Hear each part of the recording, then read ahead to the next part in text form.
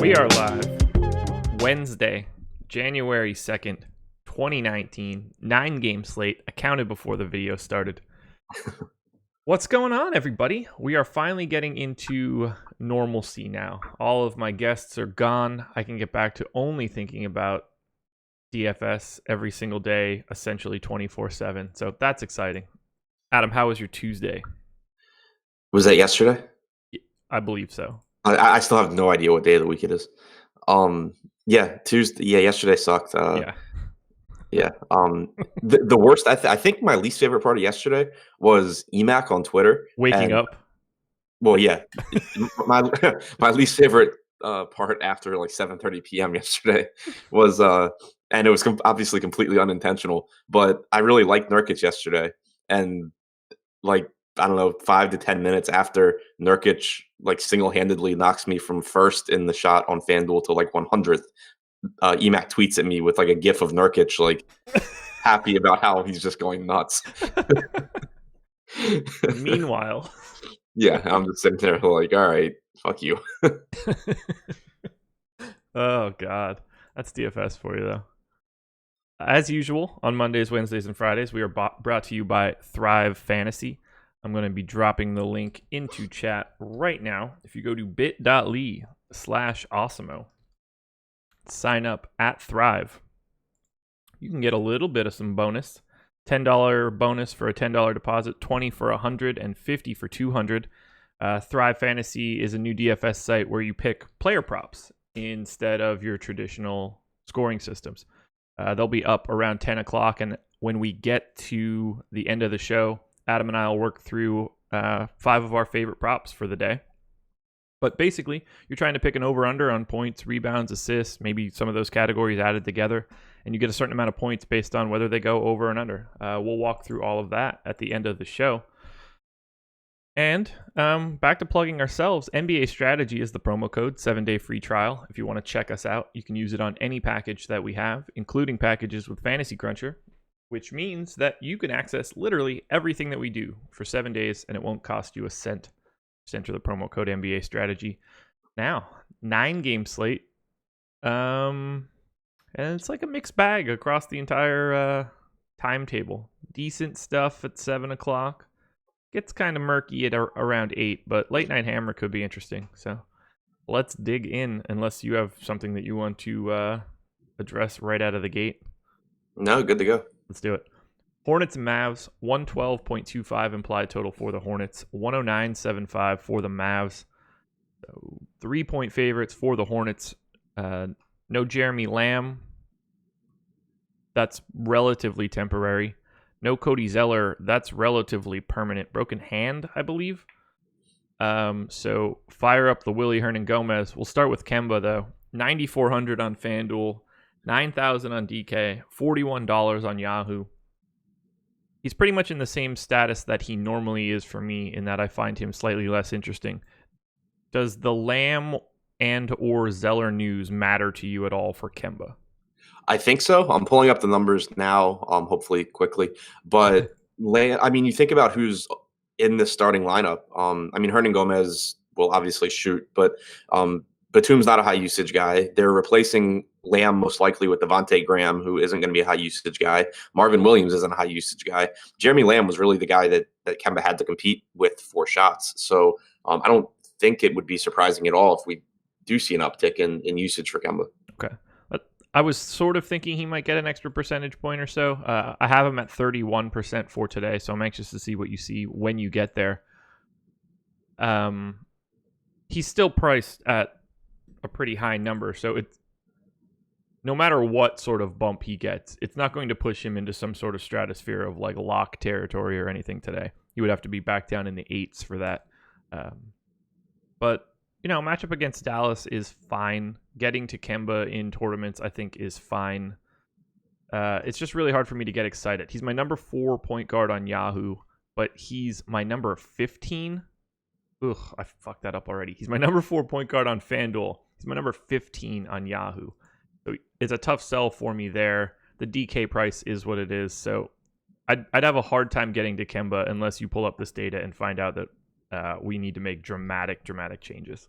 So he's played 224 minutes this season alongside Nick Batum without Jeremy Lamb on the floor. I put Batum on just to try and account for minutes against and with the other starters. But in those 224 minutes, 34.2% usage, but only a 17.5% assist percentage. So that obviously concerns me, the assist percentage. I don't know if, it's only 220 minutes, so it's possible his guys were just missing shots. But, that obviously wouldn't be great. I'm trying to quickly run it back to last season and see what I can come up with. Because if, the usage doesn't really surprise me at 34%, but it's just if the assists are going to drop off that much, then it's not really that helpful. Sure. But luckily, it's basically the same team as last year if you just take off Dwight Howard also. Yeah, really? Well, every team likes taking off Dwight Howard. Yeah. He said no more pain in his bum, though. Did you read the quotes? No, I didn't. I forgot he was alive. Yeah, whatever sort of surgery he had to remove whatever he had in his butt is apparently better. He can put his socks on and shit now, evidently. I want to make sure I read it. Oh, I can sit down. I can touch my toes, put my socks on, all the stuff I couldn't do before the surgery. Excellent. Fuck was he even playing basketball? And there were times where we were like, I think Dwight Howard's a good play today. Right. I can't believe people aren't playing $6,500 Dwight Howard in the spot. Right. Meanwhile, this guy's like, socks. Right. I knew he was laying on the floor during games and stuff, but I assumed I don't know. That's been really weird. All right. So running it back to last season doesn't really give us anything useful. It only gave us, once I took off Dwight, it only gave us another 44 minutes. Trying to see if I take off Batum, maybe do we get more minutes?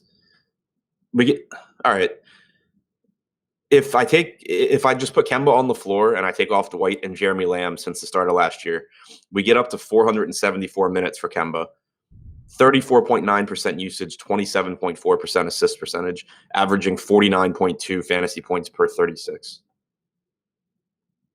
42 per 36? 49 per 36. 49 per 36. Sorry. Okay, so that's a little bit of a boost.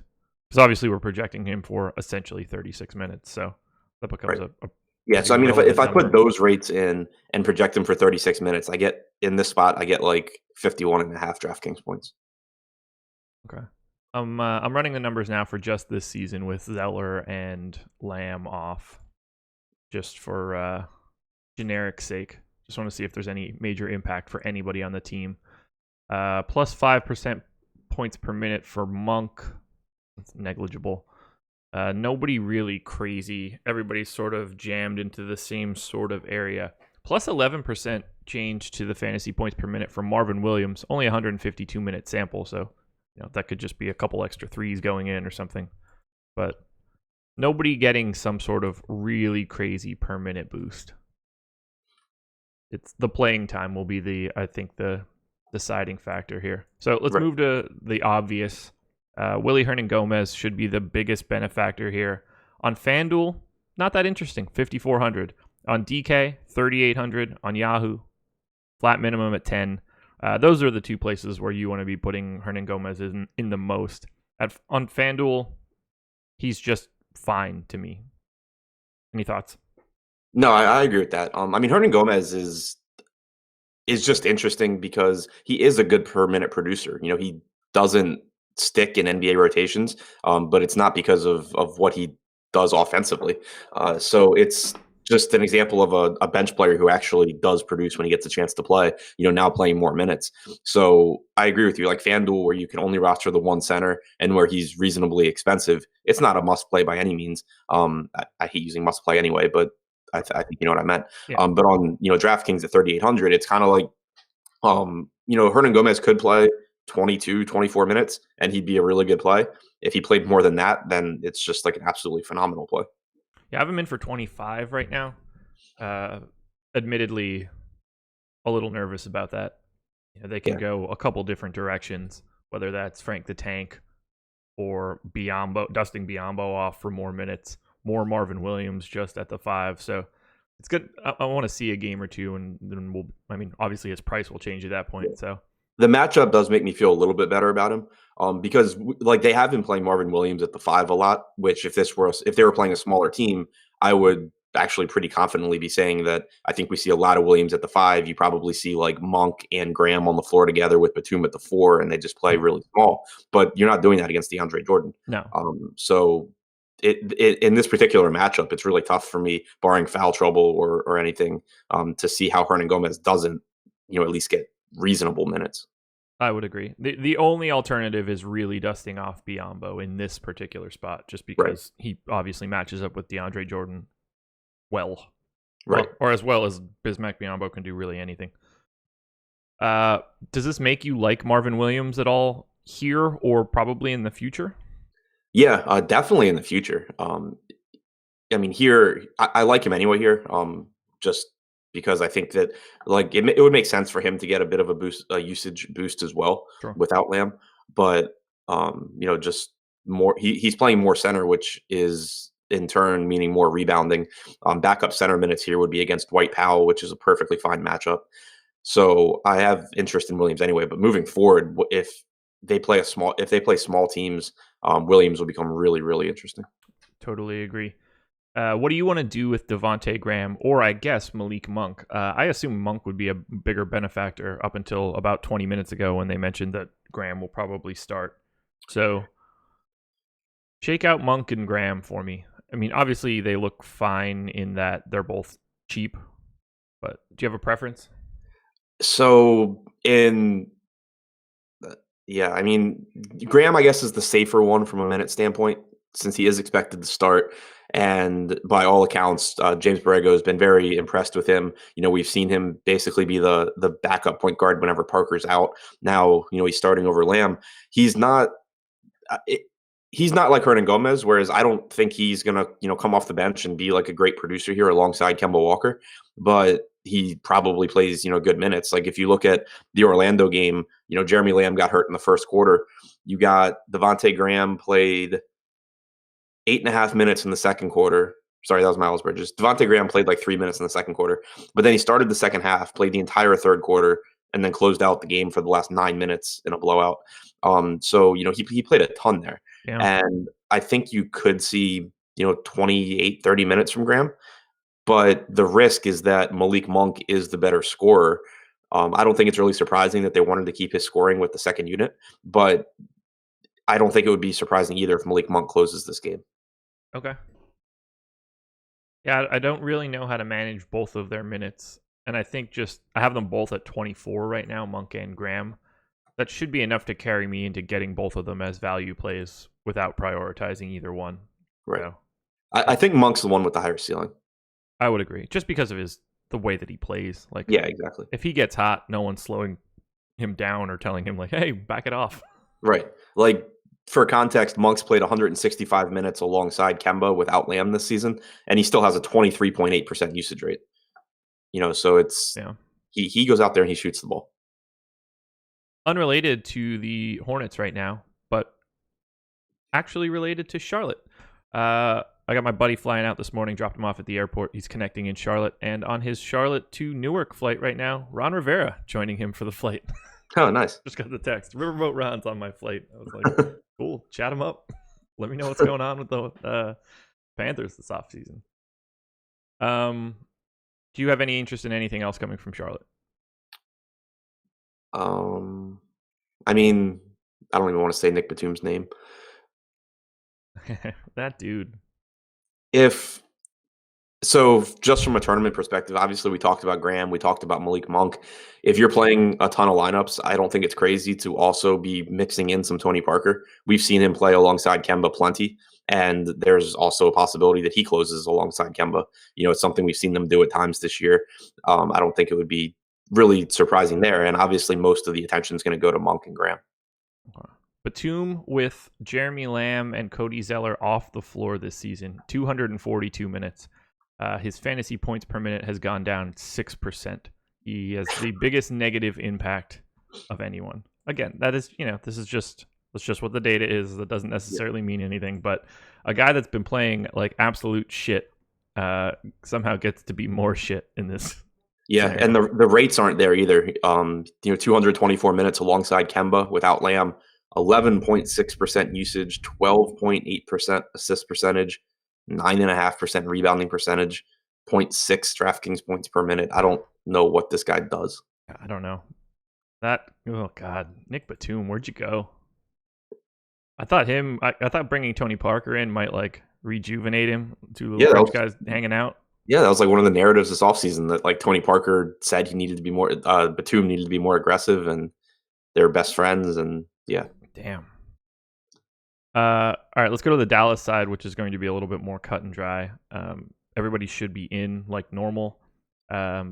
Luka, 7,800 on both sites, $33 on Yahoo. Totally fine having any piece of Luka.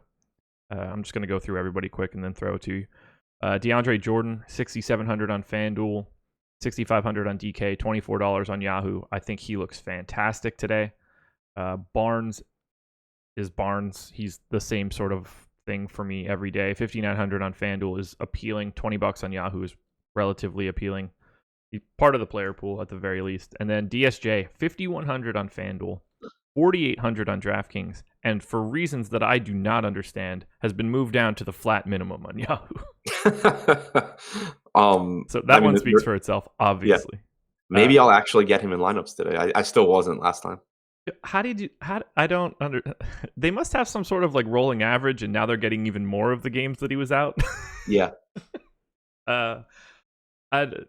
I don't know what to do with that other than just say, obviously you play Dennis Smith Jr. on Yahoo for $10. But what do you think about the main four dudes for Dallas? I love the spot for DeAndre Jordan. Yeah. Not normally someone that I really get excited about, just because in this day and age there are centers that do so much, and he's not really one of them. Like, he obviously rebounds well, he gets putbacks, but he just doesn't have that full offensive game that other guys at the position do. But the price tag's appealing, and it's a spot where he should just be able to go to work on rebounds and putbacks. So I think he's a good play. He's my highest rated play from Dallas. Dennis Smith Jr. on outside of Yahoo, 4,800 on DraftKings, I think it's fine. I'm not super excited about it, but I think it's okay. Doncic, I agree with you. Whatever I get, I'm happy with, but I still don't think that he's going to be someone that pops in as like a priority for me. Okay. Yeah, Doncic is my third ranked shooting guard on FanDuel. He's sixth on Yahoo. But obviously, Dennis Smith, my number one point guard on Yahoo. That should come as very little surprise. DSJ doesn't produce. Yeah, it doesn't matter. That's a factual statement. Yeah, it's true. And that matters when he's 5,100 or 4,800. But when he's the flat minimum, I don't care what he does, really. Yeah, I mean, that's why at 4,800 on DraftKings as a starting point guard, I still have him as like a very mediocre play. Yeah, but and again, like, I haven't actually been getting him on Yahoo. Like, they've had enough cheap guys that I'm playing over Dennis Smith Jr. I think the reason I haven't been getting him is that he's a guard, and without those like really flexible spots, like or without multi-position eligibility and everything, like I just always end up paying up at guard and then like punting one of the forward spots. Sure. So from that context, I guess it makes sense for him to be cheap just because of the opportunity cost. But it's just like, how does he kill you at $10? Yeah, certainly doesn't. No, on Yahoo, man, I love I'm starting to really love their pricing just for the entertainment value of it all. Nothing to do with like building my lineups, just the sheer hilarity of like dropping his price. Yeah. I love it. I love it so much. Anything else from Dallas? We spent a lot of time on this game, but it does have sort of the most ambiguity, at least on the Charlotte side. Yeah, no, I mean, I think basically all the Dallas starters and JJ Barea all grade out as like completely mediocre plays, with the exception of DeAndre Jordan, who I think is a good one. I don't assume that this is terribly relevant, but something to keep in mind, since we did mention that we like DeAndre Jordan. This season, with Zeller on or off, the opponent's offensive rebounding rate goes up by 2% when he comes off the floor. Their opponent's defensive rebounding rate goes up by 3.5% when he comes off the floor. Hornets have not been a fantastic rebounding team this season, but apparently you're slightly better when Cody Zeller isn't out there. So that plays into DeAndre Jordan just slightly. Just a caveat to it all. Don't make decisions based on that slight jump. Oh, God. These guys just played, right? Cavs and Heat? Yeah. Yeah, Winslow scored like 100 points. Yeah. Now I remember. 99.25 implied total for the Cavs at home, hosting the Heat. 105.75 for Miami. So 6.5-point favorites. Yikes. What are you doing with Tristan Thompson first and foremost? I have him in. I have him, I think, in. I don't remember. No news on that yet, but seems likely. Yeah, I have him in for like 24 minutes. Okay. Rodney Hood, in or out? Out. Okay. I have him in. Not really that impactful either way. Just give those minutes to more to Blossom Game or Jones or whatever. Yeah. Pat McCaw, in or out? Out. Okay. No rhyme or reason, just. Sure. I have him in right now as well. Not applicable for fantasy sake. I don't get the sense that we really want to talk about Cleveland all that much anyway. So, general question. Anything that you like for Cleveland anywhere? No, not if Tristan Thompson's in. If Tristan Thompson's out, then kind of Larry Nance, but he's up to 7,600 on DraftKings anyway. So, it's not an appealing game, and I still wouldn't love him. But if Thompson's out, it becomes mildly appealing. Only guy that I would look at in this game would be Alec Burks on Yahoo, $13. Yeah, that's fine. Otherwise, Cleveland is atrocious, and there is no reason to prioritize this on a 9-game slate. Miami side, lots to like on Yahoo, some things to like on DK, not much for me on FanDuel. I'm just going to go with my priorities right now. Whiteside for $25 on Yahoo becomes interesting because of his ability to hit a ceiling, but I'm not super excited about him. Josh Richardson, $20 on Yahoo, I think is really appealing. And then James Johnson, I assume he's playing. He's the flat minimum on Yahoo. Another day where you can just jam in a $10 guy and feel pretty okay about it. Talk to me about the Heat. Clearly a fantastic matchup from a defensive perspective. Major pace down spot. What do you want to do with them?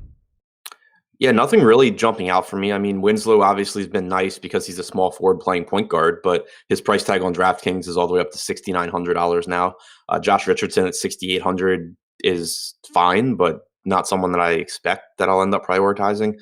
I agree with you on James Johnson, assuming he's back in, that he's still cheap enough that you can go there. Whiteside's the one that I think is most interesting as far as, having a ceiling, like you said. He's only 6,700 on DraftKings, which is way too cheap for his ceiling. It's just that, again, we have no idea how many minutes he's going to play.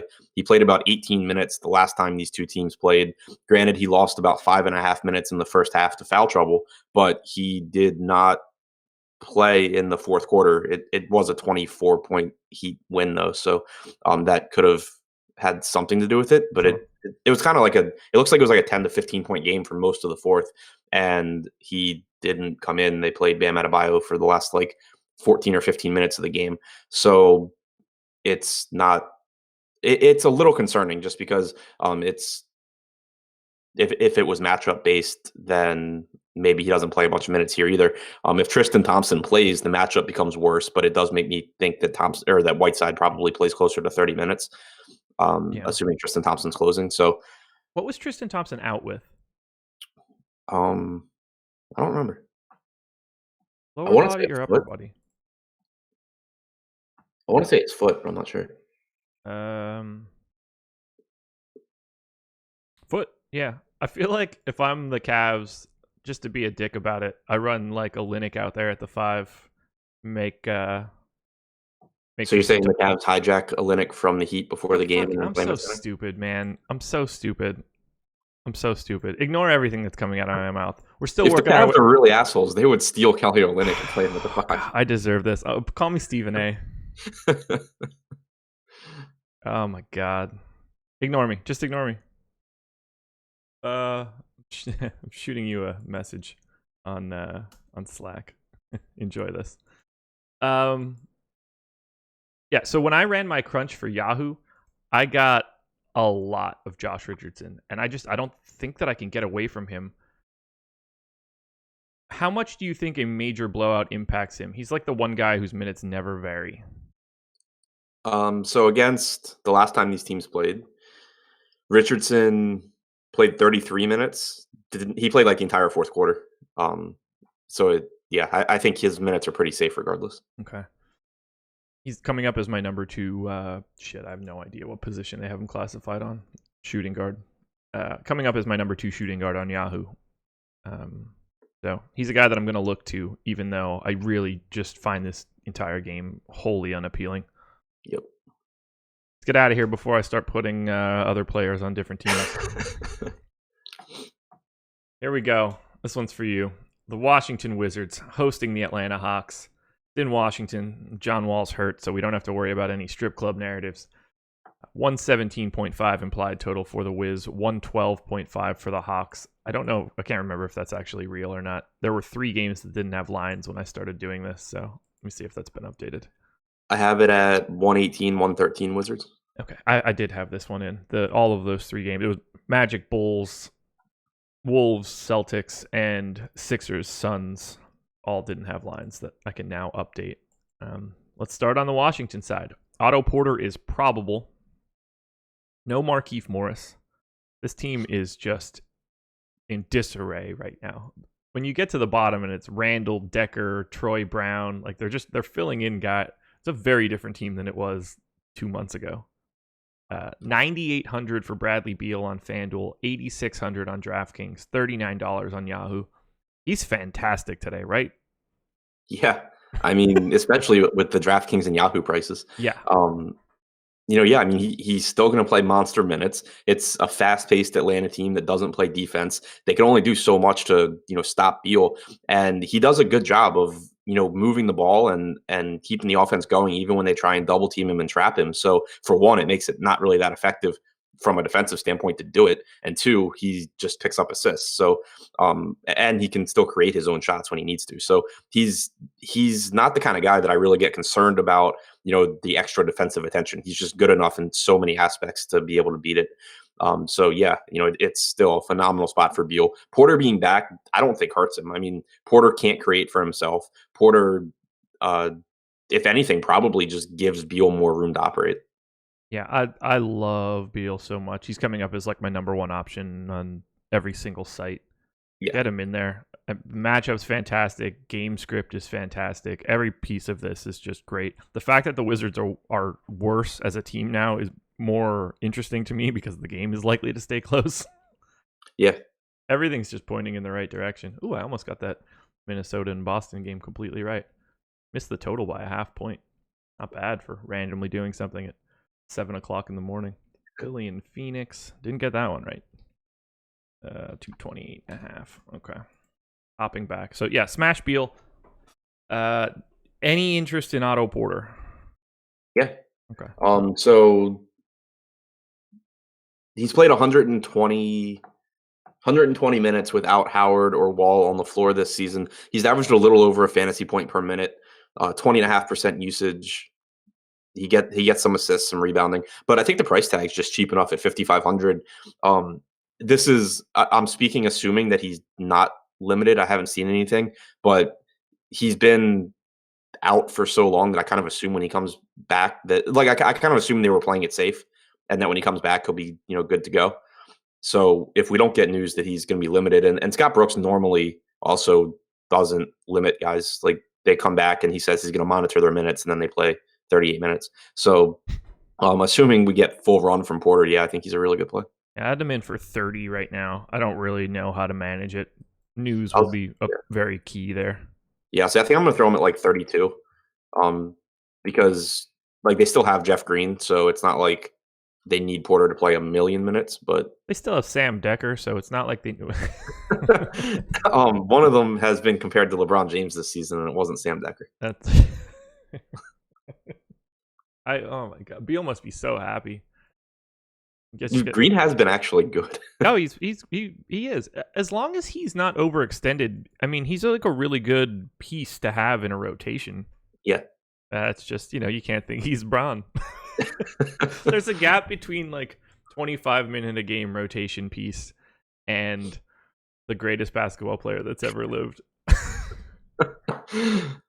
I'm not sure that Jeff Green looks like LeBron if he goes back to play at Georgetown right now. Ariza 6,600, 5,900, $21. I'm cool with that $21 price tag on Yahoo, but at this point now, he's kind of just priced where he should be. Doesn't make it, I mean, it's a great spot for him. This is the type of game that fits him. He's still playing monster minutes. So if I get him, I get him. But there's nothing specific about it that makes me like him. Yeah, no, right there with you.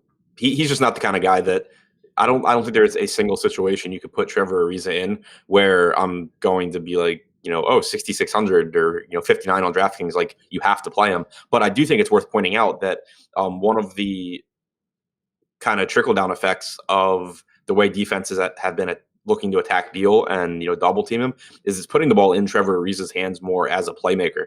Scott Brooks talked about it that Trevor Ariza these last couple of games has probably been in more passing situations than he was like all of last season. So that's something where it does make his minutes a little bit more valuable. Okay. Benjamin Sisko in chat says Adam and Josh are going to be surprised when Porter plays 20 minutes. We will not be surprised. Nothing on the Wizards is surprising me whatsoever. Yeah, I mean, it would surprise me if Porter plays 20 minutes. I don't think they would bring him back if he was only going to play 20 minutes. I don't trust anything any of these teams do anymore. If there's one thing I trust Scott Brooks to do, it's try and kill his players. That's fair. Thomas Bryant, prices are just ridiculous. 6,600 on FanDuel, 4,700 on DraftKings, $17 on Yahoo. Very similar story for Jeff Green. 5,600, then 4,400, then $15. Thomas Bryant and Jeff Green look fantastic on DK and Yahoo and largely avoidable on FanDuel. Jeff Green, I'm not really sure what to do with because it depends on Porter's minutes to a large extent.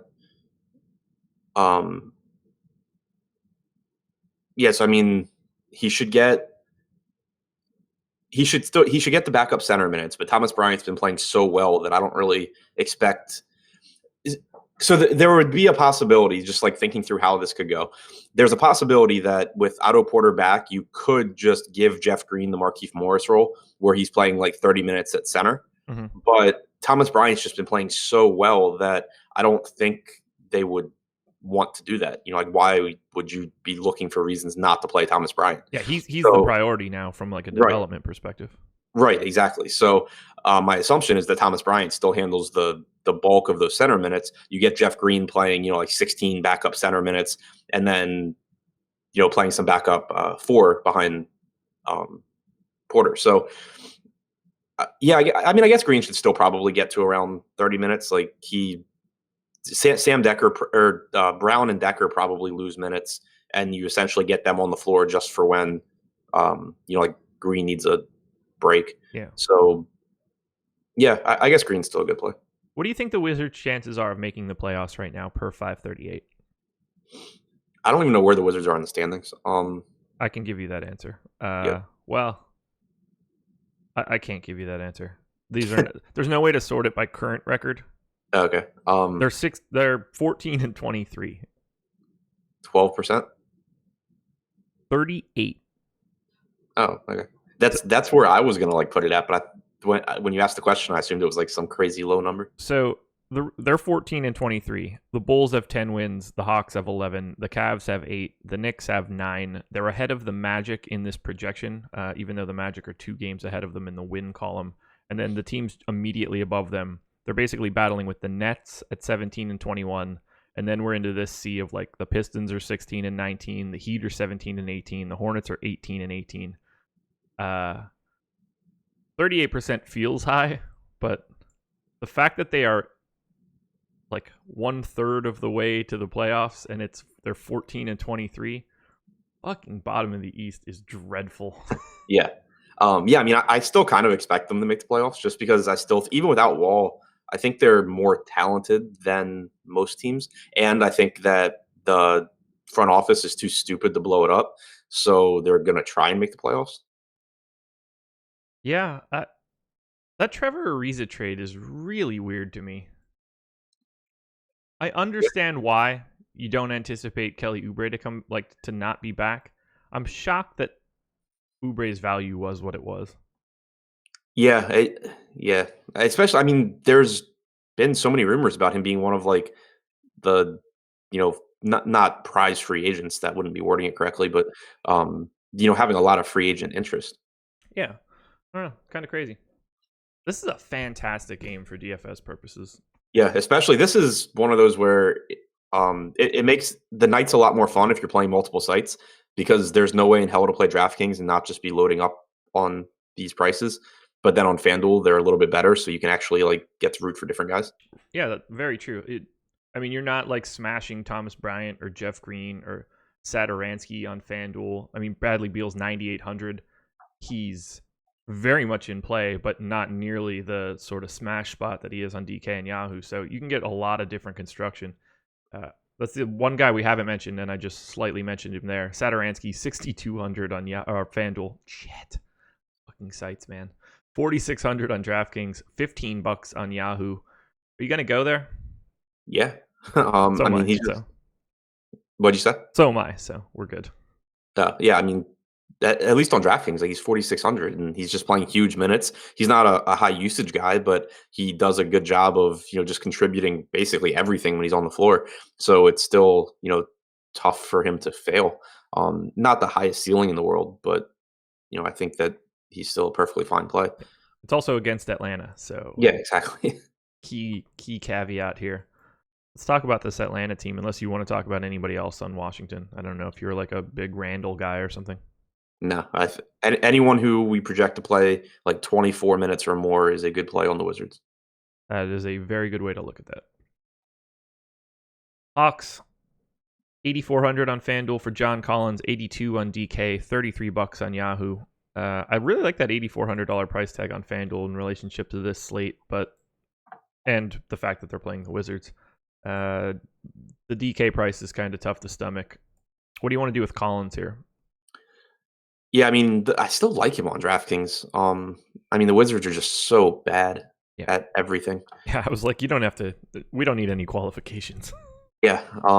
So yeah, I mean, I like him. I don't know how much I'll get, but I do have him projected as the best play on the Hawks, even at that price. Yeah.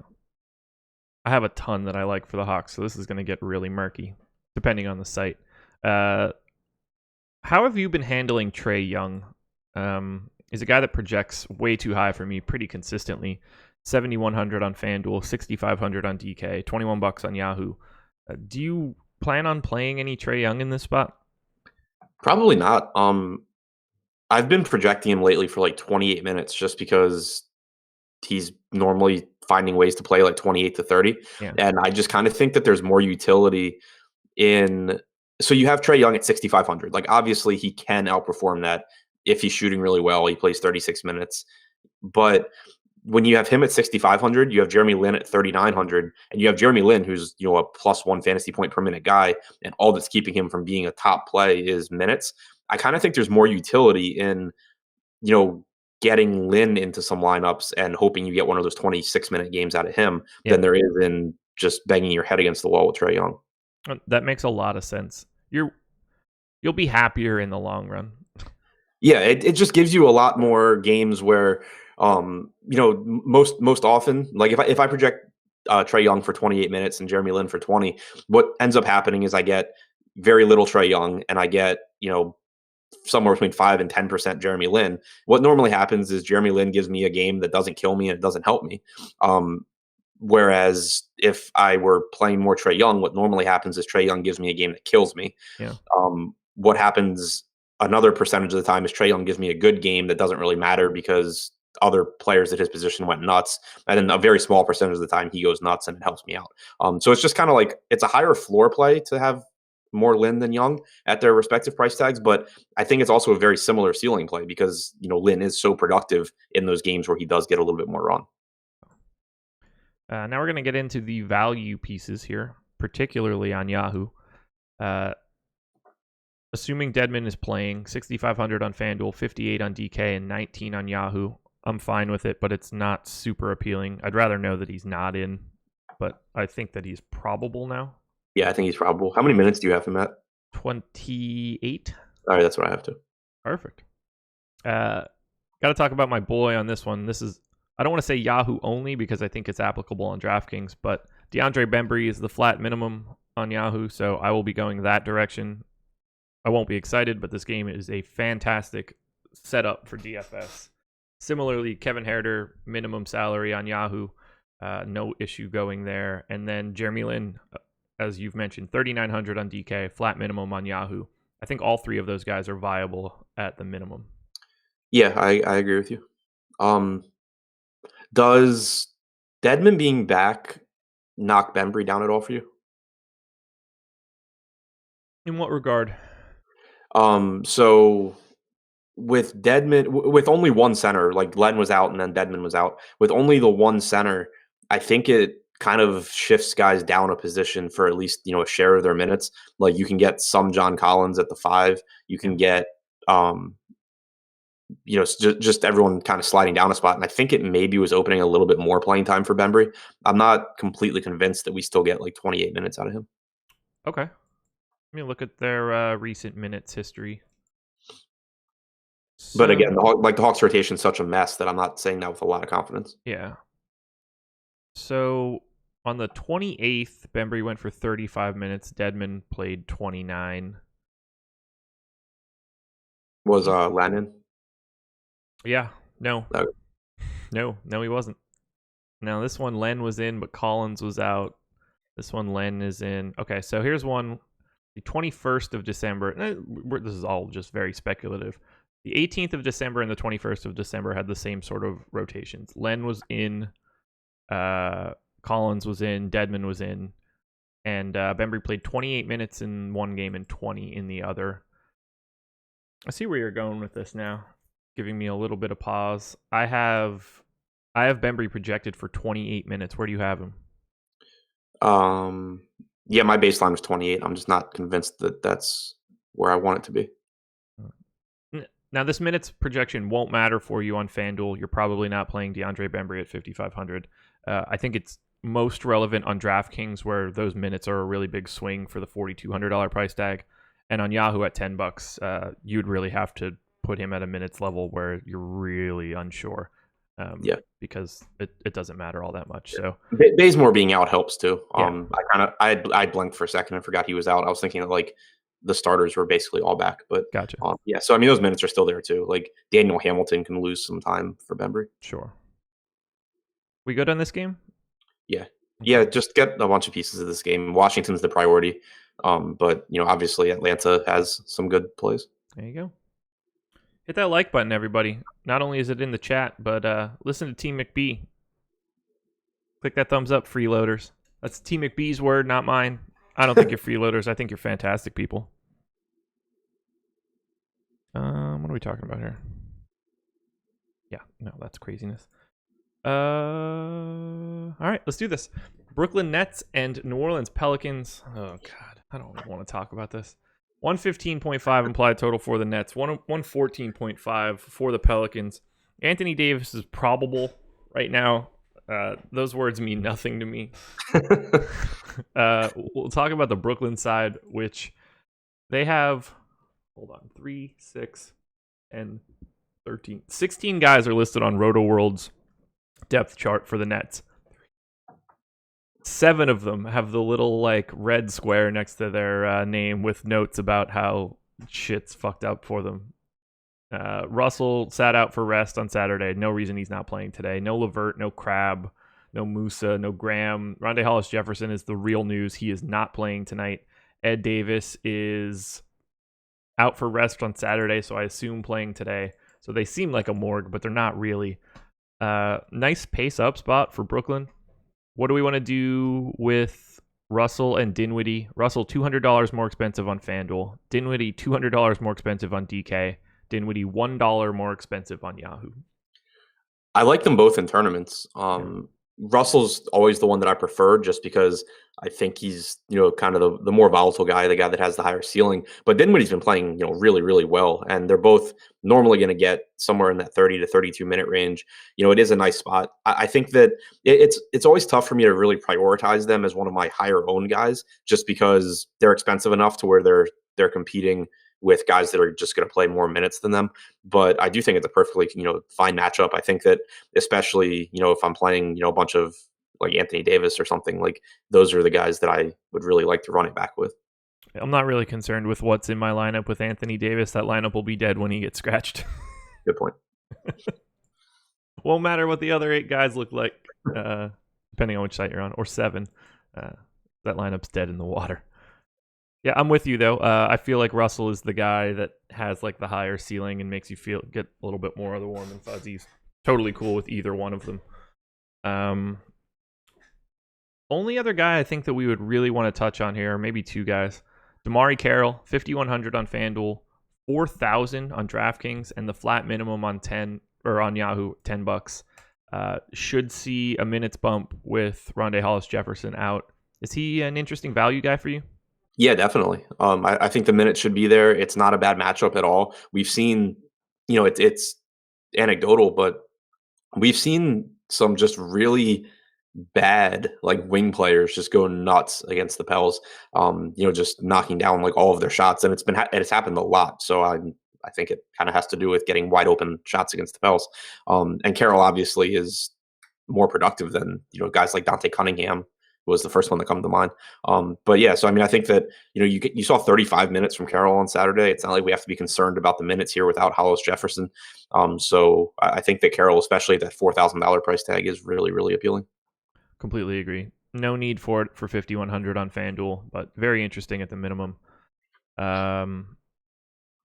Any interest in Kurucs or Ed Davis? Kurucs on DK. I'm very confident you're going to say no. Yeah, I mean, Kurucs is fine, but I just would rather pay $4,000 for Carroll than $5,200 for. Right. Yeah. All these guys are on the flat minimum on Yahoo, so yeah. I don't know. I think Jared Allen's kind of interesting. He's 5,100 on DraftKings. Yeah, that's not a bad price tag. What else is around him? Marvin Williams, Slow-Mo. The Wizards. Yeah. Look, I get Jared Allen probably more than most on a day-to-day basis. So I have no issue with it. Just nervous about his minutes. I have no real confidence in how much he's going to play on a day-to-day basis. Yeah, I mean, Hollis-Jefferson being out isn't a direct boost, but it's at least one guy that occasionally takes minutes from him. Yeah. He played 28 against the Pels last time. Had like 30 fantasy points. I have him in for 25 right now, but I can get talked out of that really quickly. Yeah, I mean, I have him at 28. Okay.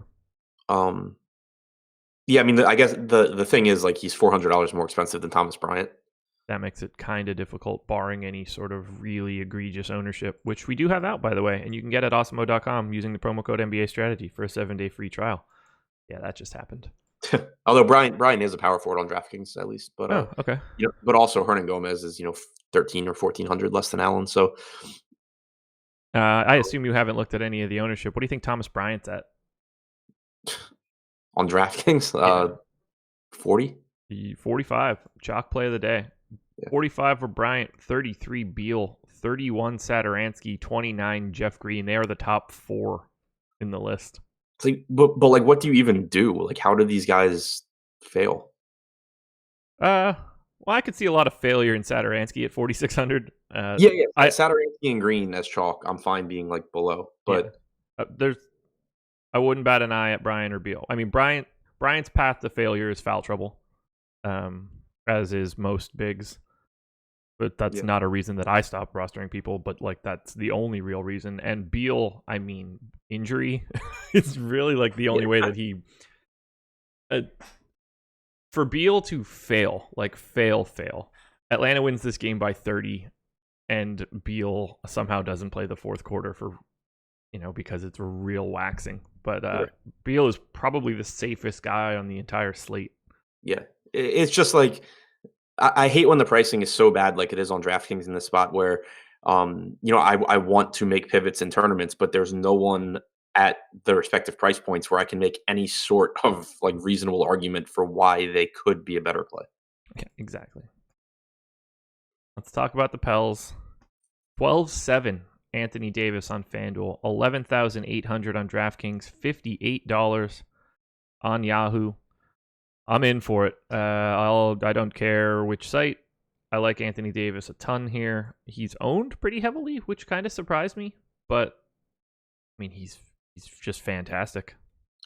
Yeah. So I was going to say the same thing that I always say when Julius Randle is $8,000 on DraftKings, and that I don't feel the need to pay an extra $3,800 for Anthony Davis. But then I remembered how free every other player on the slate is, so it's going to be really easy to get the Anthony Davis. And if I want, probably also Julius Randle.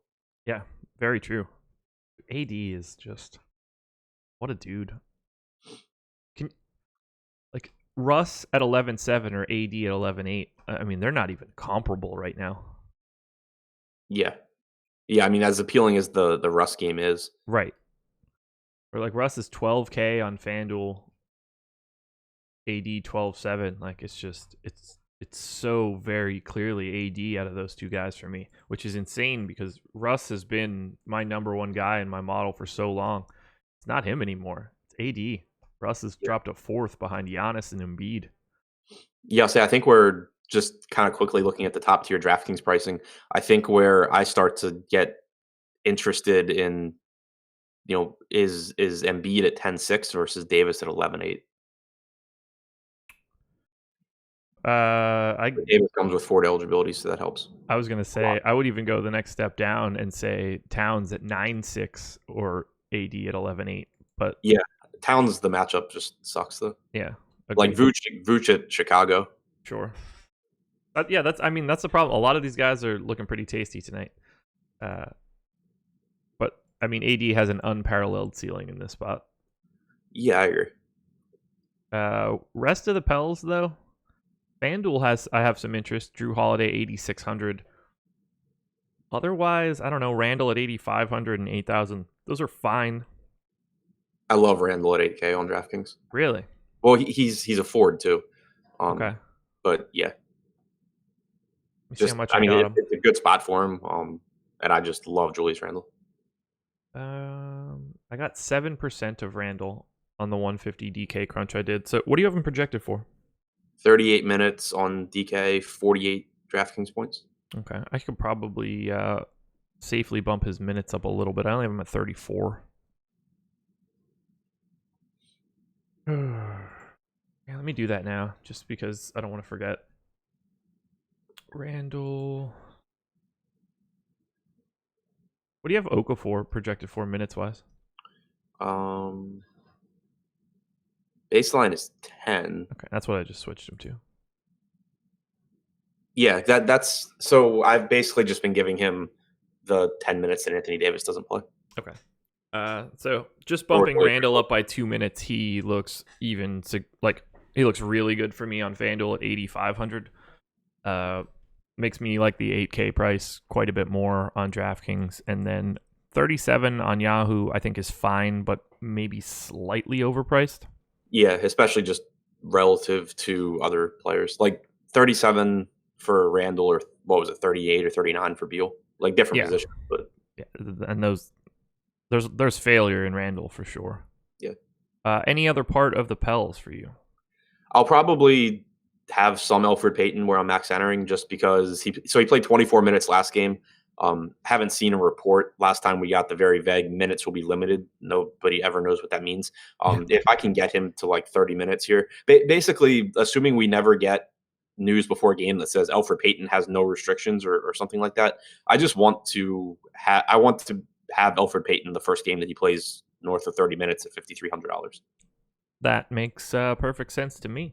Like he was 2% owned on New Year's Eve, and it didn't work out, but it's the kind of thing that can just absolutely win you a tournament. Okay. Let's move on here. 8 o'clock games. Boston Celtics hosting the Minnesota Timberwolves. Celtics 113.5 implied total. Wolves 107.5. So 6-point favorites for the Celtics here.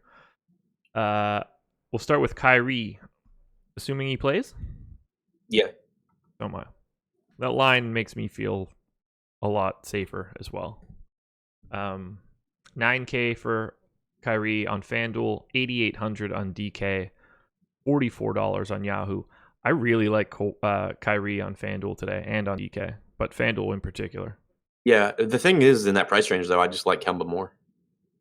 I like Kyrie more. By like a lot. Really? Yeah.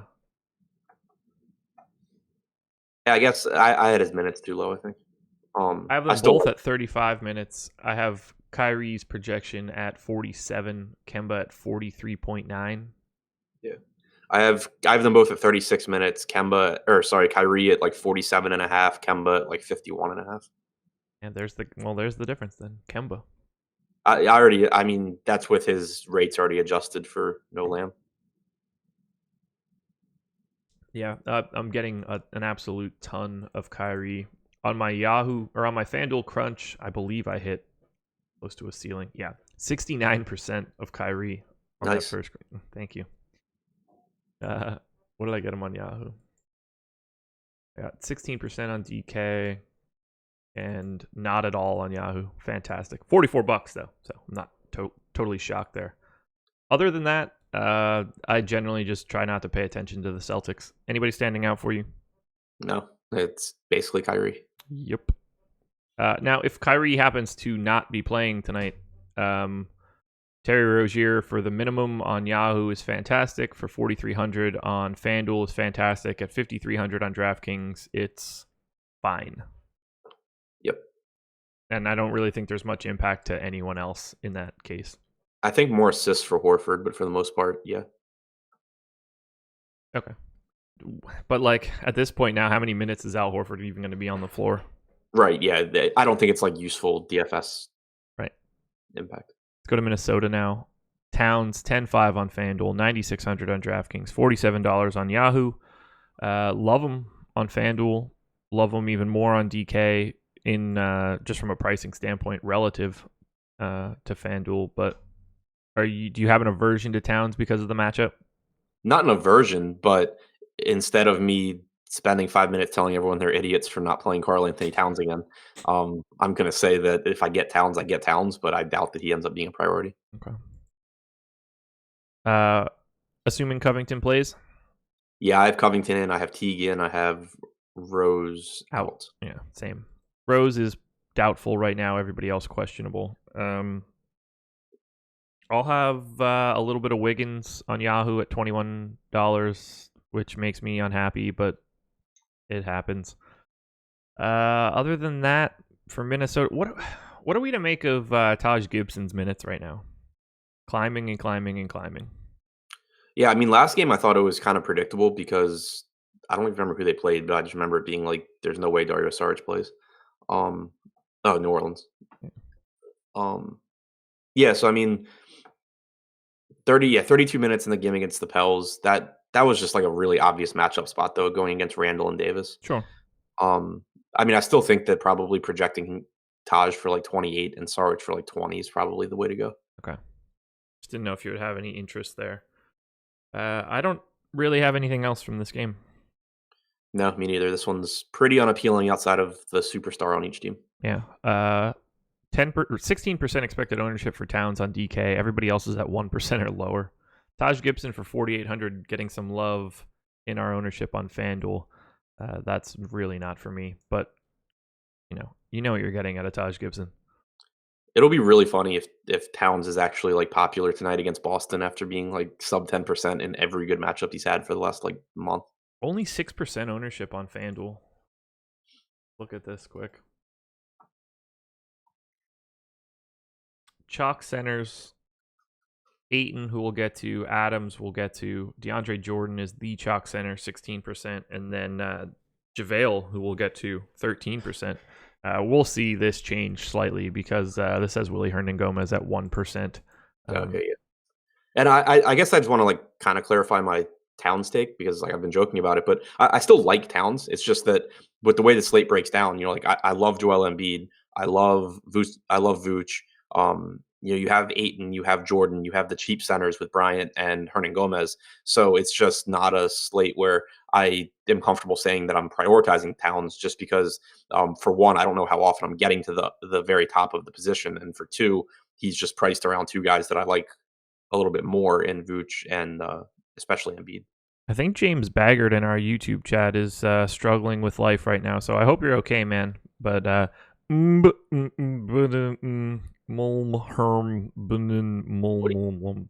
is what that guy has just typed in like 7 straight messages. Multiple different messages. Just I've never seen somebody type and mumble at the same time, but now just a single period. James, I hope you're healthy right now, man. But Please stop sending those messages. Take your phone out of your pocket. Oh, no, he's still deep into it. James, I'm going to give you the boot. You're ruining chat. Let's move on to just an absolute back-to-back stinker for fantasy perspective.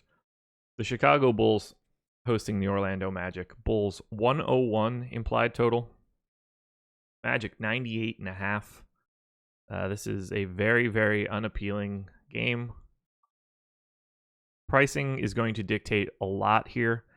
Markkanen 7,400 on FanDuel. I am fine with $7K on DK, $27 on Yahoo.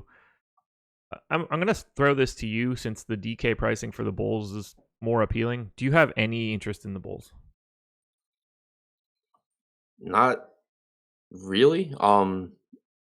Like 6,600 Levine is okay. I don't really want to get to Markkanen. Carter's price tags finally come up. There's nobody from Chicago that stands out as someone that I think I'm going to have as a priority play. Okay. I'm on the same page, so just making sure I'm not missing anything. Magic side, 9,800 for Vooch on FanDuel, 9,400 on DraftKings, $41 on Yahoo. I think we need to have a discussion here. I am not getting Vooch at all. So, talk to me about Vooch. He's actually projecting lower for me than I expected him to. I guess just probably because of the implied total.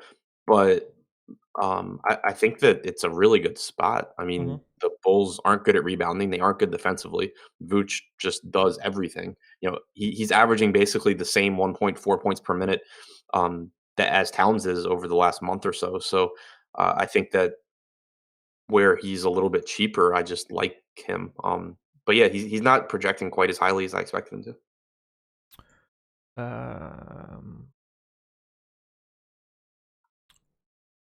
So some people are saying, Vooch might not play. The only note is that he tweaked his leg in the loss against Charlotte, but there's no news on his actual injury status. I don't think there's any reason to suspect that he is not playing until we hear otherwise. Yeah, but so I guess I'm going to backtrack, and I actually do like Towns more. Okay. That makes me feel better because I didn't have it even remotely close. Yeah, it was just like matchup-wise, I like it better for Vooch, obviously, but projection-wise, I have Towns ahead, and that's probably in part also because Towns is going to play more minutes. I have Towns 10 fantasy points ahead of Vooch tonight. I have him like 3.5 right now. What do you have Towns at? 50. Okay, so then Vooch at like 47? Yeah. I have Towns at 54 and Vooch at 44. I just redid Towns' rates, and now I have him at 52. Okay. All right, so yeah, I'm definitely walking that one back, and I just like Towns more. There we go. Because that's also what Towns projected. It's with Towns at 36 minutes and Vooch at 32, but we basically know that if the game's close, Towns is playing 38. So yeah. And by all accounts, that game should be, well, you would think it would be close, but anything else for Orlando? No. Yeah, I agree. I don't like DJ Augustine for 4,300 on DK is fine, I guess. Vooch is all right. For everybody that thinks that Vooch might not play today, if Vooch is out, how does that impact your day? Fire up Mo. Yeah, Mo. But I mean, on DraftKings, Mo is $800 or $900 more than Hernangomez. Yeah, that's insanity. Mo is $100 less than Thomas Bryant. Shockingly, Mo Bamba $10 on Yahoo though, just in case you need another guy at $10.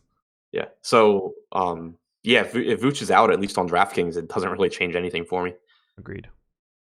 Yeah, 4,600 is not necessary at that point. Get out of this game and go to another slog. Memphis and Detroit, 102.25 implied total for the Grizzlies. Now everybody touting Gordon here, but I don't know. Everyone always touts Gordon. Yeah, I'm good.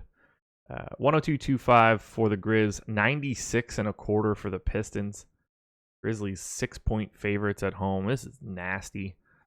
We'll start on the Memphis side, I guess. Yahoo is the spot, I think, to grab Grizzlies. 8,700 on FanDuel for Conley, 77 on DK, 30 on Yahoo.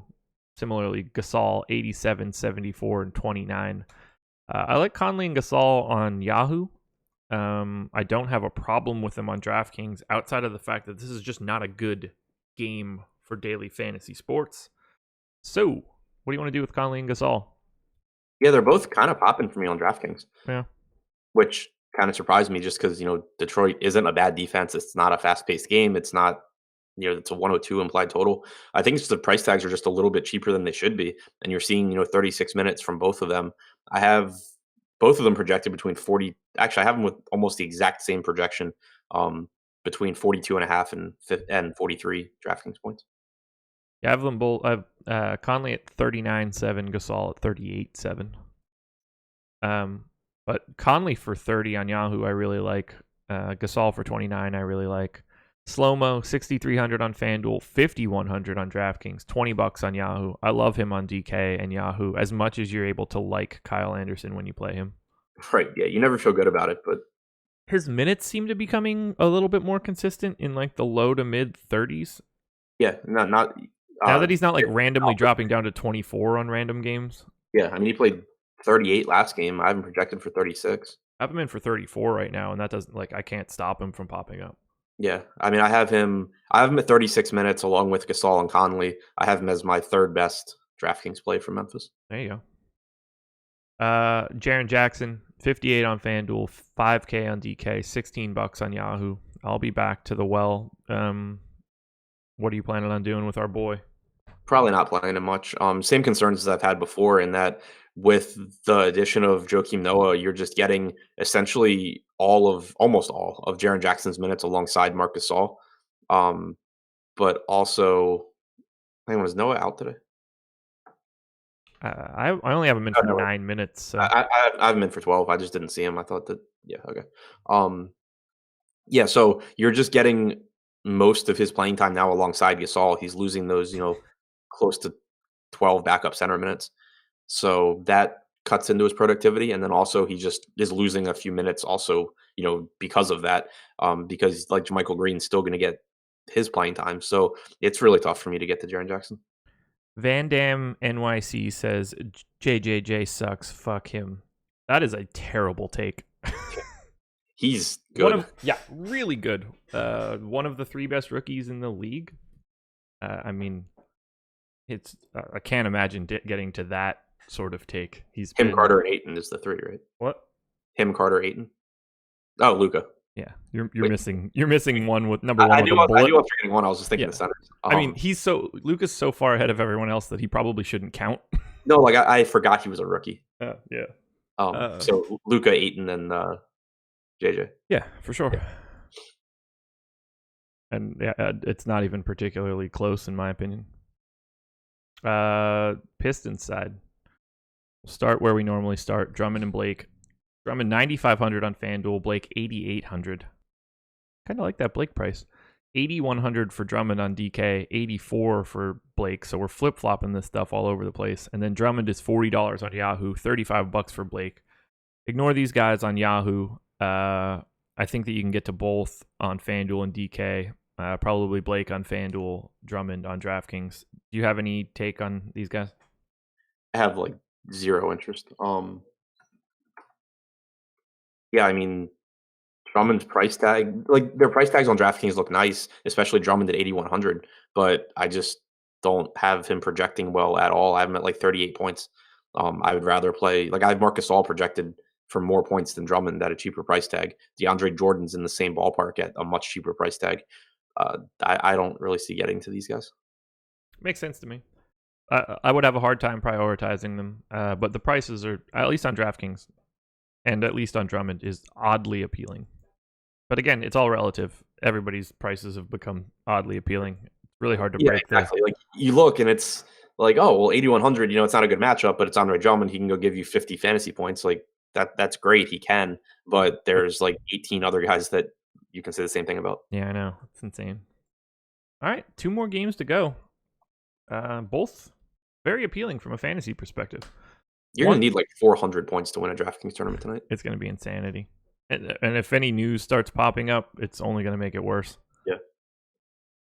111.5 implied total for the Suns. 117 point nothing for the Sixers.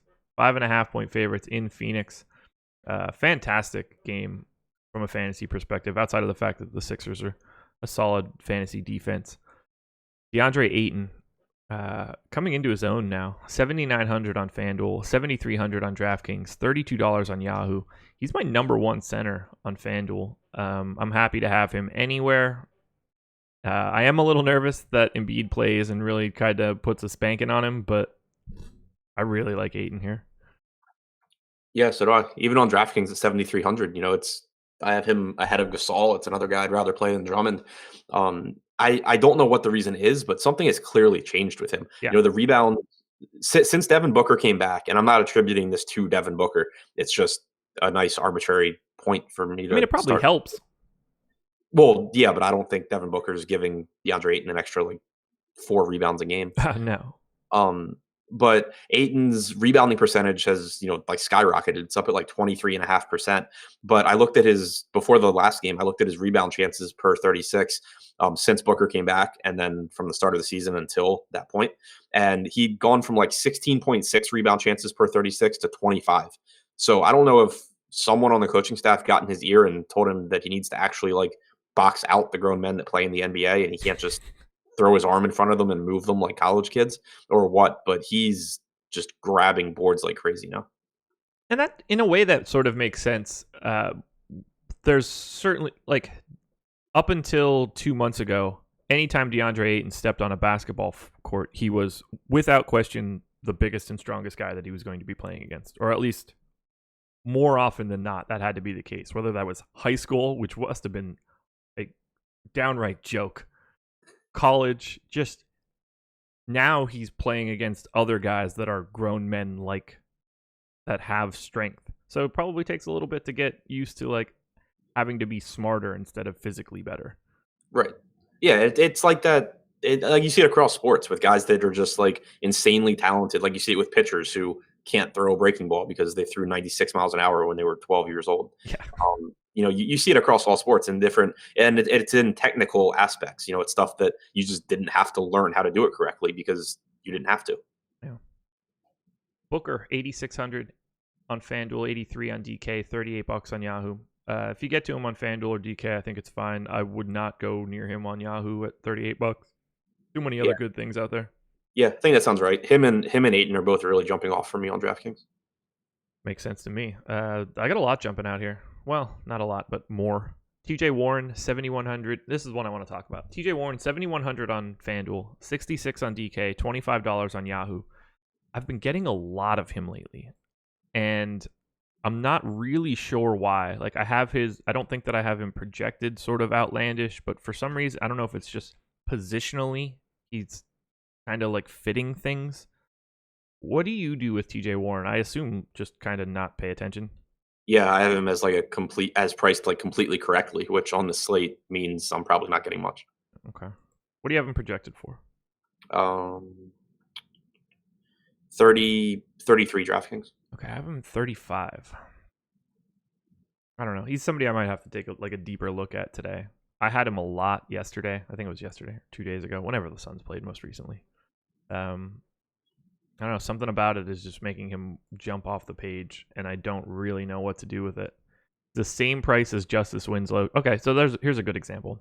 Who would you rather have today, TJ Warren or Justice Winslow on FanDuel, both at 7,100? I can give you that answer. I'm sure you could.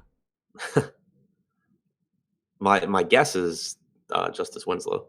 Right now, though, TJ Warren. Okay. I have Warren 4.7 fantasy points ahead of him. I have Warren ahead of, in a fantasy projection, I have him ahead of Brandon Ingram. He is... Okay, yeah, I do not. Okay. I have, Warren has my second highest small forward projection. And the only reason that it's not first is that Paul George is an outlier at the position today. Yeah. And I don't know how to manage that. And I don't really know how much I need to bring that down. I have him as a 0.99 per minute guy today. He's been at 0.98 over his last 30. Now, I know that the Suns were at least mildly in flux for probably the first 15 of those 30. I just don't really see what I need to change or where I would need to put him to really bring him down. His not a huge hit, but his rebounding has taken a hit since Ayton has gotten better. Okay. From like 7.5% for the season down to like 6%, Okay. 6.5%. Any Melton at 3,600 on DK? Yeah, I think he's interesting. I'm trying to find ways to get like more of him because he doesn't really pop for me, but I want him at that price. The same thing kind of happened against Golden State. I kept trying to find ways to get him in my lineups, didn't work, and then I regretted it later. But yeah, I mean, 30 minutes 2 games ago, played like 27 against Golden State. If we get like 28 minutes from him at 3,600, I think that's a pretty nice value play, especially because like all the value's been in the front court on this slate so far. Yeah. He should get slept on too, which is helpful. I would imagine at least. Yeah. Let's go to the Philly side. I mean, we know what we need to talk about first. So what do you think about from the three studs? Because I'm having some trouble. So obviously a really good spot still for Embiid. Yeah. There's nothing not to like there. And Lofty and I talked about it yesterday, but even with all the discussion about how he struggles alongside Jimmy Butler, since the trade, he's averaged about 1.4 DraftKings points per minute with Jimmy on the floor. And then he's playing 33% of his minutes without Butler. So it's still not super concerning to me from a fantasy standpoint that there have been some growing pains there. So I still really, really like him. He's my favorite play from the Sixers. Okay. Ben Simmons second, just because it's another spot against a team that doesn't rebound well overall. They don't play defense well, and it's just a spot where Ben Simmons should be able to walk into like a 13-10-10 line. Yeah, I'm having a lot of trouble getting to Embiid or Simmons. So much so that, and I want to double check it when I look at it here. On FanDuel, when I ran my crunch, I got 0 Embiid and 0 Simmons. On DraftKings, I got 0 Embiid and 0 Simmons. Similar for Yahoo. So what do you have Joel Embiid projected for? 59.3 on DK. Okay, I'm at 49.5. That feels low to me, clearly. Yeah, do you have him projected to play the first half? Thanks. No, but I mean, I haven't run a crunch yet, and I think that with the way the slate breaks down, it's entirely possible I don't end up with a ton of either of these guys, even though I think they're really good plays, just because there's so many really good plays. But yeah, I think that like if I had to guess if Embiid scores 60 or 50, I would think 60 is the more likely one. Okay. How many minutes do you have him at? 34. Okay, yeah, I have 36. Okay. I made a little bit of an adjustment. I got him up to 51.7 on DraftKings. If I gave him those minutes, we'd probably be in a similar spot. People are worried about Embiid sitting on the back-to-back. It hasn't been a thing all season. Yeah, I have no reason to suspect that he's going to sit tonight. The reason that I think that obviously there's a better chance it happens tonight than in other back-to-backs is the knee issue that he missed the game 2 games ago. Yeah. But from everything that they said, like that was basically a non-issue. It was just like, yeah, go ahead, take the day off, then you get a couple more days off, and like they said he was fine. Like there was nothing actually wrong.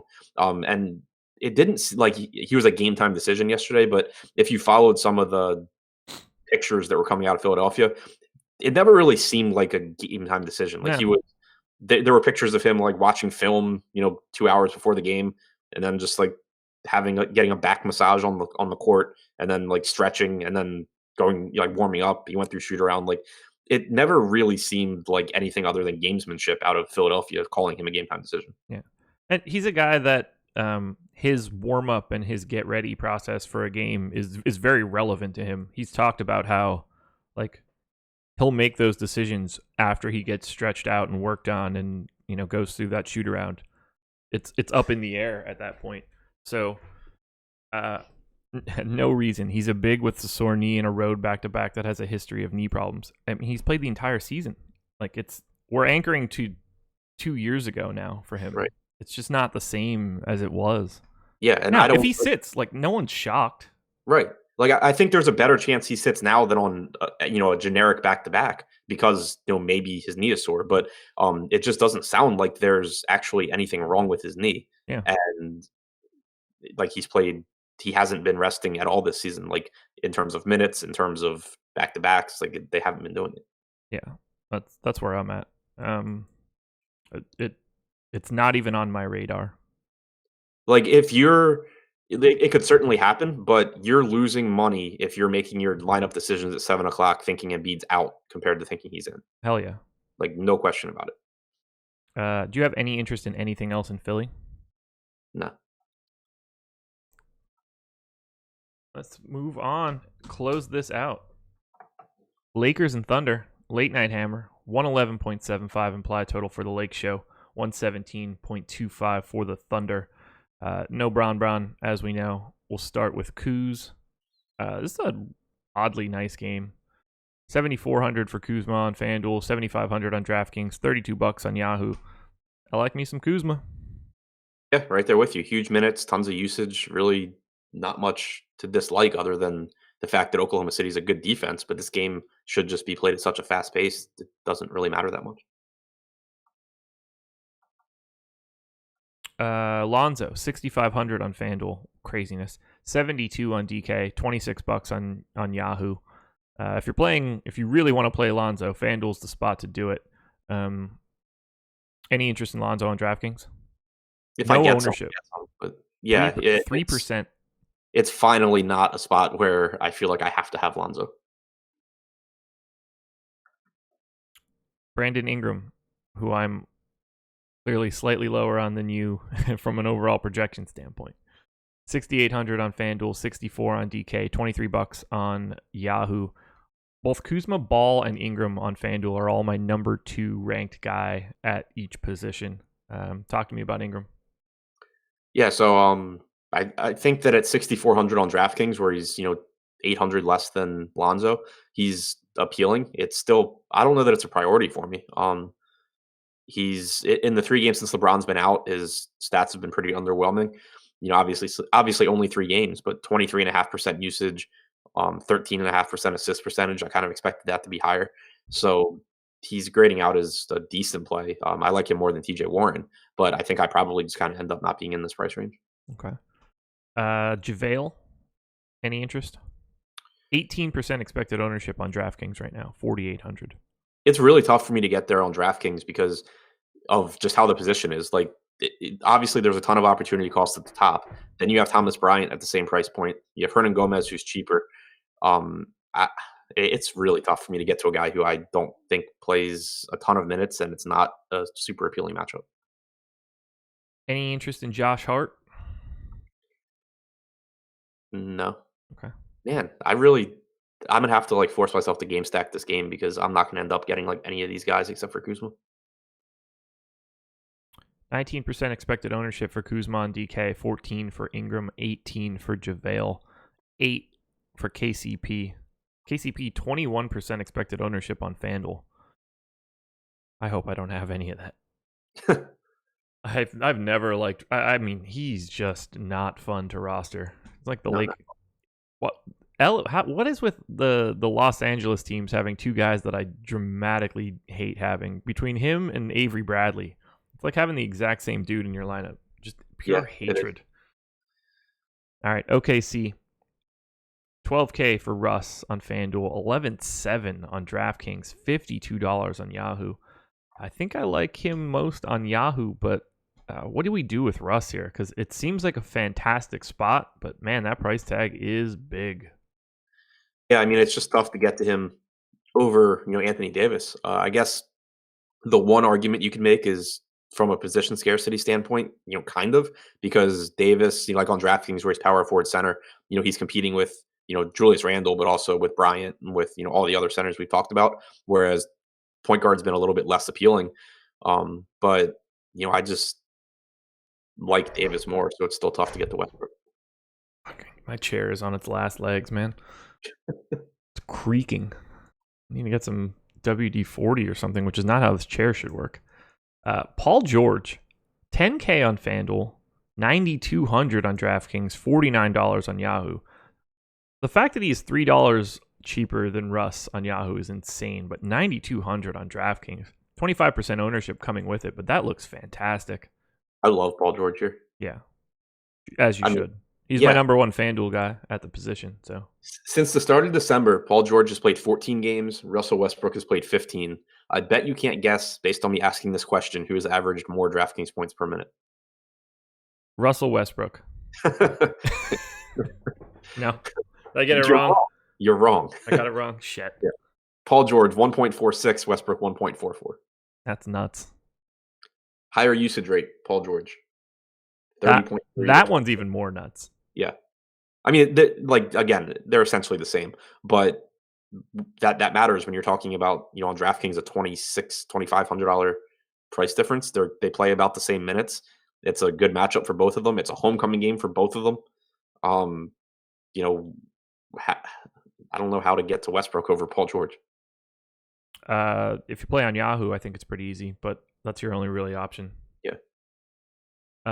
Adams, any interest for you? He's only $7K on FanDuel, $25 on Yahoo.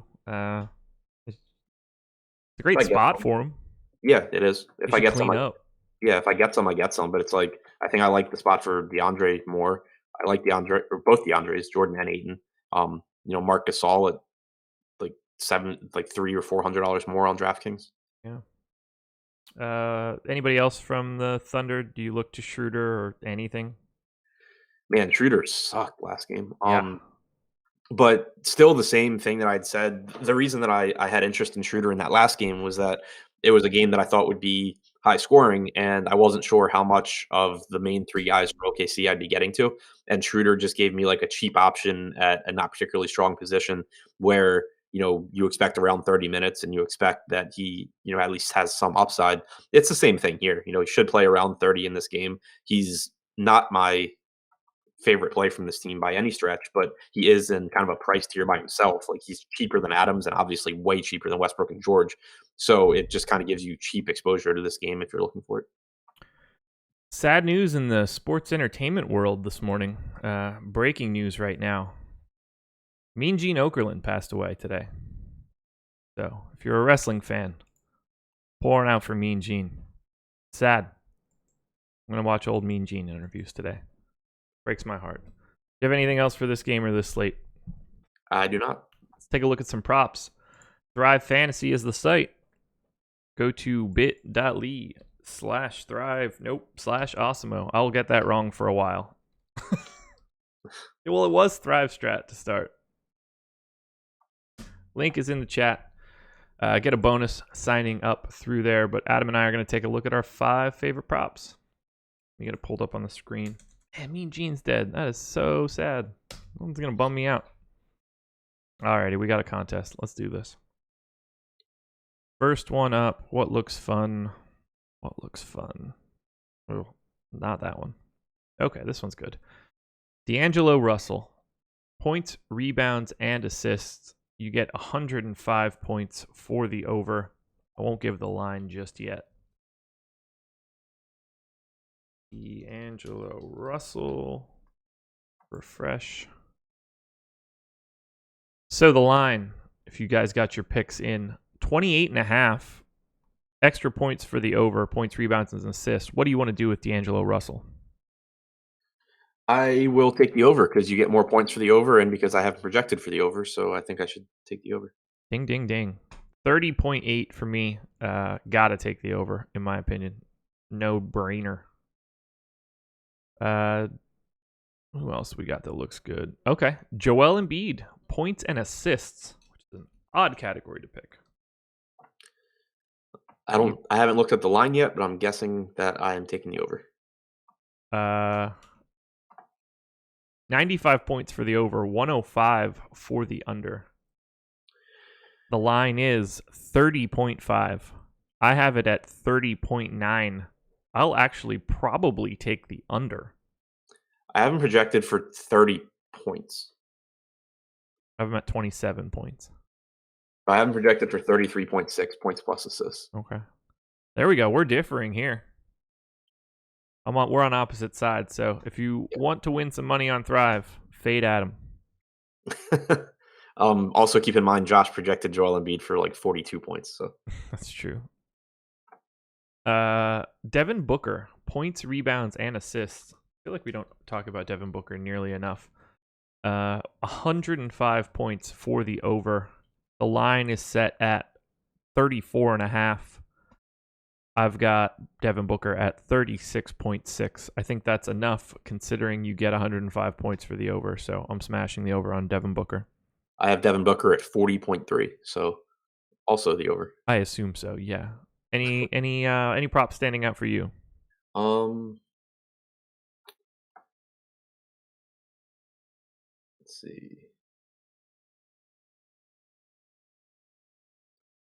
I think Drew's an interesting one since, like, in the context of DFS, we didn't really have much to say about him. That's a good point.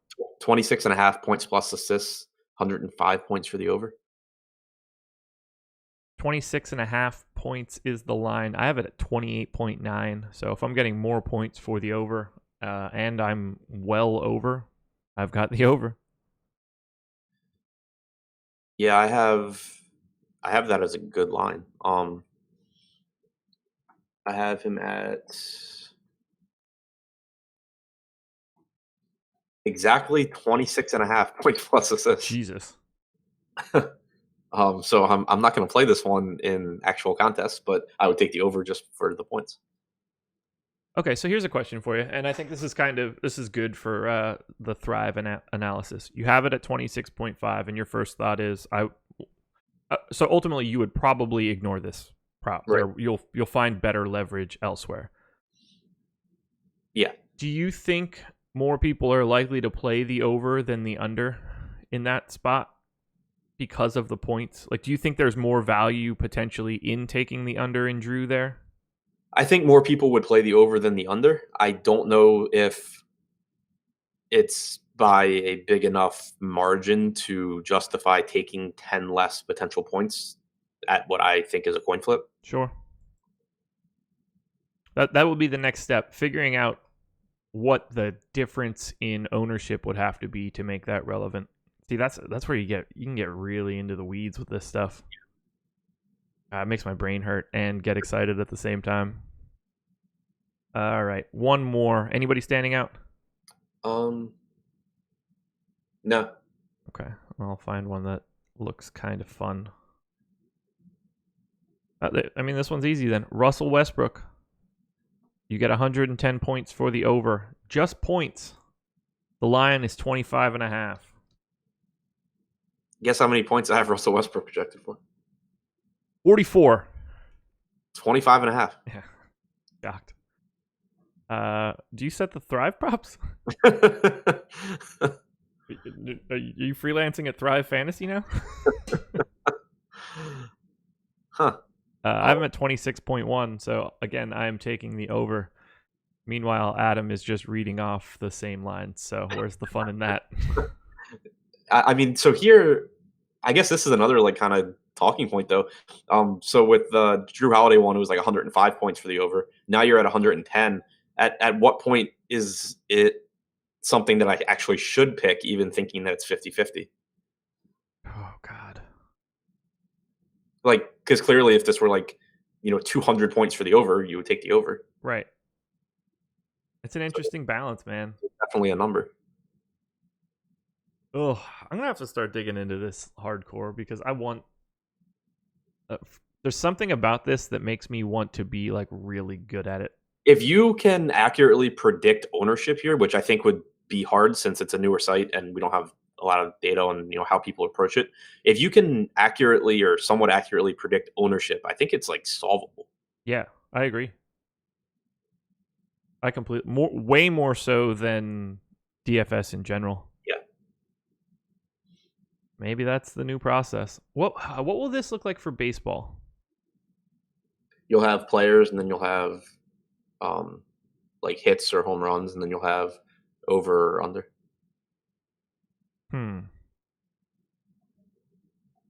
That'll be fun to look at. Or they just maybe they won't have baseball. I don't know. Props are tough for individuals in baseball. Probably a lot of pitching props. Yeah. Or probably maybe only pitching props. Yeah, which, man, I would have a lot of fun with that. Yeah, I know. Me too. All right, guys, that is it. NBA Strategies, the promo code 7-day free trial. If you want to check us out, use it on any package you would like.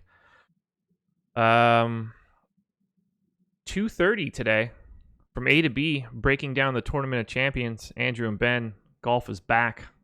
Dive into that. Lofty will have the deep dive out in the early afternoon. Deeper dive from 4:45 up until 6, since we've got a slightly bigger slate. I think I'm getting those times right. And then at 6 o'clock, no me. Thank God. Fast Eddie Fear and Chris Baggs taking you all the way up until 7 o'clock. I'm going to eat a plain chicken breast and some green vegetables. I've been treating my body like garbage.